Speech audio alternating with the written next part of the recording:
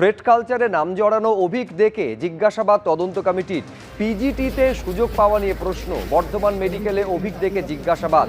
প্রশাসনিক ভবনে প্রায় 5 ঘন্টা জিজ্ঞাসাবাদ করা হয়।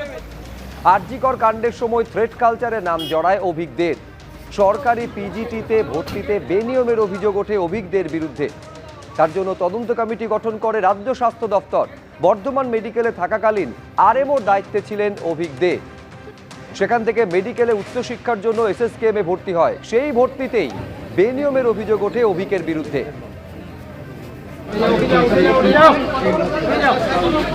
এসছে অভিজ্ঞ, ওকে আজকে ওর বাড়ি থেকে উঠিয়ে নিয়ে আসা হয়েছে এবং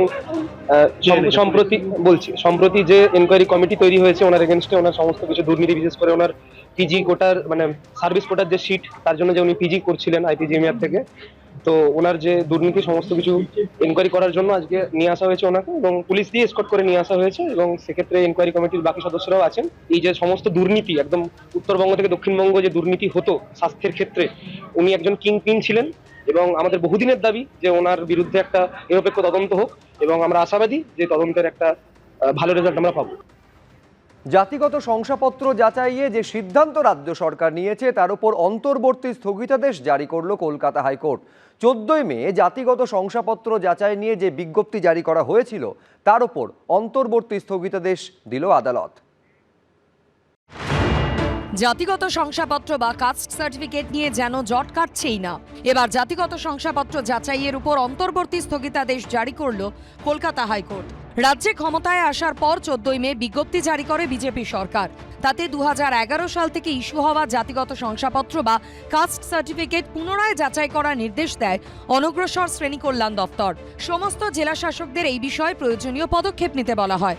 সরকারি নির্দেশিকায় জানানো হয় 2011 সাল থেকে প্রায় 1,69,00,000 জাতিগত শংসাপত্র ইস্যু হয়েছে। এর মধ্যে তফসিলি জাতি বা এসসি প্রায় 1 কোটি, তফসিলি উপজাতি বা এসটি 21 লক্ষ এবং অন্যান্য অনগ্রসর শ্রেণী বা ওবিসি 48 লক্ষ। এছাড়াও দুয়ারে সরকার শিবিরের মাধ্যমে প্রায় 47,80,000 শংসাপত্র দেওয়া হয়েছে। নির্দেশিকায় বলা হয় কিছু ক্ষেত্রে এই শংসাপত্রগুলির সত্যতা এবং বৈধতা নিয়ে প্রশ্ন উঠেছে। তাই সমস্ত মহকুমা শাসক এবং সংশ্লিষ্ট কর্তৃপক্ষকে 2011 সালের পর থেকে ইস্যু হওয়া সমস্ত কাস্ট সার্টিফিকেট পুনরায় যাচাই করার নির্দেশ দেওয়া হয়। পাশাপাশি দ্বিতীয় প্রজন্মের শংসাপত্রগুলিও খতিয়ে দেখতে বলা হয়েছে। সরকার স্পষ্ট জানিয়েছে যদি কোনো শংসাপত্র বেআইনিভাবে বা ভুলভাবে ইস্যু হয়ে থাকে তাহলে পশ্চিমবঙ্গ তফসিলি জাতি ও উপজাতি শনাক্তকরণ আইন 1994 এবং সংশ্লিষ্ট নিয়ম অনুযায়ী প্রয়োজনীয় ব্যবস্থা নেওয়া হবে। এই রাজ্যে হাজার হাজার ভুয়া এসটি সার্টিফিকেট দেওয়া হয়েছে। এসটি সার্টিফিকেট দেওয়া হয়েছে। আমাদের মন্ত্রী এবং দপ্তর প্রত্যেকটা ভুয়া এসটি সার্টিফিকেটের বিরুদ্ধে তদন্ত করছে এবং দোষী সাব্যস্ত হলে যিনি সার্টিফিকেট দিয়েছেন আর যিনি নিয়েছেন দুজনকেই জেলে পাঠানো হবে। আদিবাসীদের সার্টিফিকেট 2 নম্বরই করতে এই সরকার, ভারতীয় জনতা পার্টির সরকার দেবে না, এটা আপনারা নিশ্চিন্ত থাকতে পারেন। এই নিয়ে জোড়া মামলা হয় হাইকোর্টে। মঙ্গলবার ভারপ্রাপ্ত প্রধান বিচারপতি তপব্রত চক্রবর্তী ও বিচারপতি অতরূপ বন্দ্যোপাধ্যায় ডিভিশন বেঞ্চ রাজ্য সরকারের 14 মের বিজ্ঞপ্তির উপর অন্তর্বর্তী স্থগিতাদেশ জারি করল। জাতিগত শংসাপত্র নিয়ে এই জট কবে কাটবে এখন সেটাই দেখার।